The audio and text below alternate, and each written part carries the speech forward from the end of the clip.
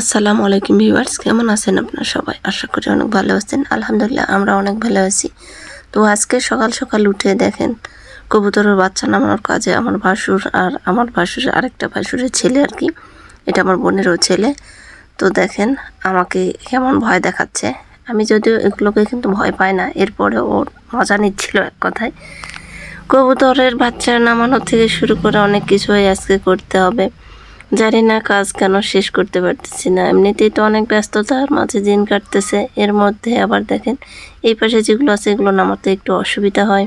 এরপর রান্নাবাড়ি করবো। সকালবেলা উঠে আমার যা চলে গিয়েছে এক জায়গায় ঘুরতে বা কাজের জন্য। এক কথায় আমাদের মেয়েদের আসলে শ্বশুর বাড়িতে কাজে অনেক ভালোবাসা পায়। যত কাজ করবে, যে যতটা কাজ করবে তার ভালোবাসাটাও আসলে প্রশংসা, ভালোবাসা সব কিছুই বেশি। এদিকে দেখেন আমার ছেলে মেয়ে কবুতর বাচ্চাগুলোকে নামিয়ে রাখা হয়েছে। দেখেন এদের কি একটা অবস্থা। আমার বাচ্চা কাচ্চা ভয় পায়, এরপরেও নিয়ে খুব খুশি হয়ে আছে। এদিকে এক পিস জবাই করা হয়েছে আর কি। আমার আবার সমস্যা হয়, আমার যা না থাকলে এক কাজ থেকে আর এক কাজে দৌড়াদৌড়ি। আমি এখানে এসে আসলে অনেক বড় পরিবার, যার জন্য দৌড়াদৌড়ি করতে করতে আমার সময়টা প্রায় শেষের পথে। এদিকে শিং মাছ ঝোল করতে হবে, আরও সবজি রান্না করব। এই জন্য অনেক কাটাকাটি করতে হবে, অনেক ব্যস্ততার মধ্যেই কাটতেছে। এইদিকে আমি ভিডিও যে করব, এই ভিডিওটাও আসলে আমি ঠিক সময় মতো করতে পারতেছি না, এমন একটা সমস্যা। তো এত ব্যস্ততার মধ্যেও মাঝে মাঝে ভিডিওটা করেছি এক কথায়। এরপর আমি আর আমার শ্বশুর মিলে আবার জবাই করলাম এক কথায়। অনেক দিন পর শ্বশুরের সঙ্গে কাজ করলাম। কয়েকটা যেগুলো ছিল সেগুলো জবাই করা হয়েছে। এইদিকে আর একটা সবজি হবে। কখন কোথায় যাচ্ছি আসলে, আপনি যতই সমস্যার মধ্যে থাকেন বা যে অবস্থায় থাকেন বা শরীর খারাপও আপনার থাকতে পারে, এরপরেও শ্বশুরবাড়িতে কাটতে হবে। এটাই হচ্ছে মেয়েদের আসলে বাস্তবতা বা মেয়েদের জীবন। এর ফাঁকে আমার এত কাজ করতে করতে আর লাফাতে এই মাথা থেকে যেতে যেতে ক্ষুধা পেয়ে গেছে। তাই আমি একটু বিশ্রাম নিয়ে নিলাম, একটু কলা খেয়ে নিলাম। এরপর আবার রান্নার কাজে ব্যস্ততার কাজে চলে এসেছি। আমার ছেলে মেয়েকে একটা রান্না করে দেবো আর কি। আমার ছেলের আবার জেদ যে ওই একটুতেই বিরিয়ানি পছন্দ করে, ভীষণই বলতে পারেন। তো ওর জন্য সামান্য একটু বিরিয়ানি করব, পোলাও আর কি।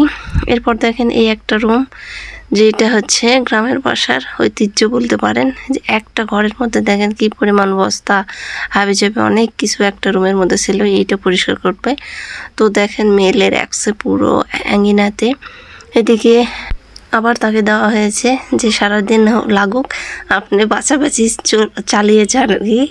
ভাগ্যিস এসেছিল, মাঝে মাঝে আসে, ও আসলে কাজে হেল্প করে। তো এই যে দেখেন আমার বিরিয়ানি, আমার ছেলের বিরিয়ানি পোলাও আর কি। তো এটা চেষ্টা করতেছি, জানি না আজকে আবার কীরকম হবে। আর এইদিকে এসে আমার ছেলে মেয়ে কখনোই বাসার মধ্যে থাকে না। যেরকমই অবস্থায় থাকুক, যেরকমই ওয়েদারই থাকুক, আপনার রোদ থাকুক, বৃষ্টি থাকুক, ঝড় থাকুক, ওরা বাইরেই থাকবে। বকতে নিয়ে আসতেছিলাম। এই যে দেখেন এরপর আমাদের ছাগলগুলোকে একটু খাবার দেওয়ার জন্য চলে আসলাম বাইরে। অনেকদিন পর ছাগলের কাছে এসেছি, একদমই আমার আশাই হয় না সেরকম, লোকজনেরাই খাওয়ায়। তো এই যে আসলাম বাচ্চা সহ, আর ভেতরে দুইটা আছে খাসি। মার্শাল্লাহ সেই খাসিগুলো অনেক বড়, এগুলো সবগুলোই বলতে পারেন আমার শ্বশুরের। তো এই যে ওদেরকে খেতে দিয়েছে, দেখেন কি পরিমাণ খুশি। এরপর বাসার ভিতরে এসে দেখি আরও মাছ নিয়ে এসেছে। আবারও তাকে বললাম যে চলেন আপনি কাটেন আর আমি ভিডিও একটু করে রাখি, আর আমার যেগুলো কাজ আছে সেগুলো করি। তো তাকে বসিয়ে দিয়েছি মাছ কাটার জন্য। এদিকে তেলাপিয়ার বাটা মাছ ছিল। এরপর দেখতেছি আমারও কাজ বেড়ে গিয়েছে। দেখেন আবারও 3-4টা মুরগি নিয়ে এসেছে, মেহমান আসবে শুনতেছি। তো তাদের জন্য আবারও পুনরায় আমাকে কাজ করতে হবে, আয়োজন করতে হবে। এটা 3টের দিকে হয়েছে আর কি। তো আমার চা তো এখনও আসেনি, যার কারণে আমাকেই কাটতে দেখতেছেন। তো আর কি, এই তো আমার সারাদিনের কাজকর্ম দেখতেছেন। তো সবাই ভালো থাকবেন, সুস্থ থাকবেন, আমার পরিবারের জন্য দোয়া করবেন। সবাইকে আল্লাহ হাফেজ।